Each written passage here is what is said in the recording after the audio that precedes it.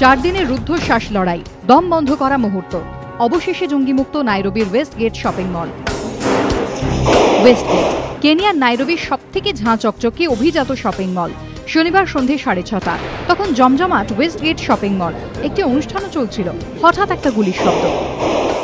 আনন্দের আবহে কেউ তেমন গা করেননি। অনেকে ভেবেছিলেন হয়তো কিছু ভাঙার শব্দ। কয়েক মুহূর্ত পর ভুল ভাঙল, শুরু হলো গুলি বর্ষণ। বিশেষজ্ঞদের ভাষায় যাকে বলে ব্রাশ ফায়ার। পলকের ব্যবধানে একের পর এক লাশ, গ্রেনেড বিস্ফোরণ। ঝাঁ চকচকে মল তখন যেন যুদ্ধক্ষেত্র। ক্রমাগত বেজে চলেছে অ্যালার্ম। মল ঘিরে ফেলে সেনাবাহিনী, মলের মাথায় হেলিকপ্টারের চক্কর। তখন থেকে শুরু স্নায়ুযুদ্ধ। ট্রিগারে আঙুল, সেনাবাহিনীর বন্দুকের নিশানায় তখন ওয়েস্ট শপিং মল। আর দেরি করেনি সেনা, পাল্টা গুলি চালাতে শুরু করে তারা। একই সঙ্গে শুরু হয় পণবন্দীদের উদ্ধার কাজ। জঙ্গিদের গুলি গ্রেনেডে 3 ভারতীয় সহ মৃতের সংখ্যা দাঁড়ায় বহু। মঙ্গলবার সকালে চূড়ান্ত অপারেশনের সিদ্ধান্ত নেয় সেনা। মলে শুরু হয় চিরুনি তল্লাশি। রাতে শেষ হয় অপারেশন। ওয়েস্টগেট শপিং মলকে জঙ্গিমুক্ত ঘোষণা করেন কেনিয়ার প্রেসিডেন্ট উহুরু কেনিয়াত্তা।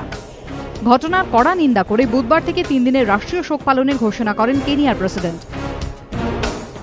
সেদিন ওয়েস্টগেট শপিং মলে ছিলেন সৈয়দ ইব্রাহিমও। গুলিবিদ্ধ হওয়ার পর তাকে ছেড়ে দেয় জঙ্গিরা। এখনো সৈয়দের চোখে মুখে আতঙ্কের ছাপ স্পষ্ট। ইতিমধ্যেই হামলার দায় স্বীকার করেছে আল কায়েদার মদতপুষ্ট সোমালিয়ার জঙ্গি গোষ্ঠী আল শাবাব। কেনিয়ার বিদেশমন্ত্রী জানিয়েছেন, জঙ্গিদের মধ্যে বেশ কয়েকজন মার্কিন যুবক ও এক ব্রিটিশ মহিলা ছিল। যদিও হামলায় কোনো মহিলার জড়িত থাকার কথা উড়িয়ে দিয়েছে আল শাবাব জঙ্গি গোষ্ঠী। ইতিমধ্যে শপিং মল থেকে 11 জন সন্দেহভাজনকে আটক করা হয়েছে। উদ্ধার হয়েছে 5 জঙ্গির দেহ। এবিপি আনন্দ।